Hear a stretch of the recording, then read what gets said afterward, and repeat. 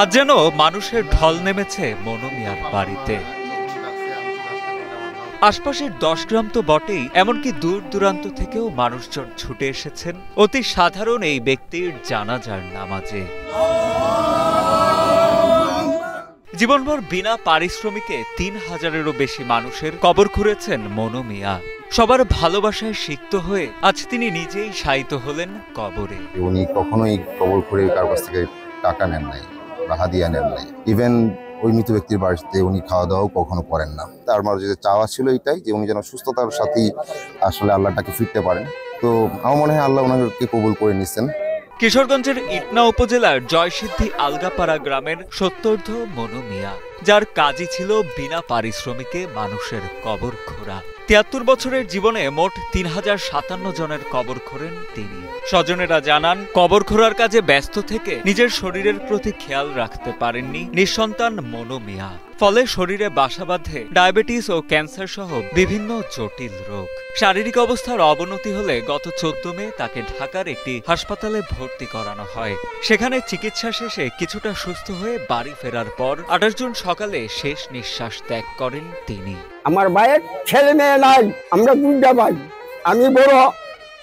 আমি বড় হ্যাঁ শুটু ছেলে কোনো জীবনে আমি কামের কথা বুঝি না, কাম করছে না। এসের কাম আমিও করে দিছি, সব কাম আমিও করে দিছি। একটি না একটা কামের ফরমাইশও দিছি না আমার ভাইয়া। আমার এমন আদরের ভাই আছে। বয়সের ভারে নিজে নুয়ে পড়লেও অসুস্থ স্বামীর সেবা যত্নে কোনো কমতি রাখেননি মনু মিয়ার স্ত্রী রহিমা বেগম। অন্তিম মুহূর্তে স্বামীকে বাঁচাতে নিজের সর্বোচ্চ চেষ্টাটুকু করেছিলেন তিনি। স্বামীকে হারিয়ে যেন দিশেহারা হয়ে পড়েছেন বৃদ্ধা রহিমা বেগম। একটু হানি খাইবা, তোমার মনে চাইলে দেও, না চাইলে হানি খাওয়াইছি, আমি হেসাও করে আইছি। আমার ডাকতেছে, আমার নিজ নাম হচ্ছে রহিমা, আমি তো আমার রোগীটা বুকটা জ্বলতেছে।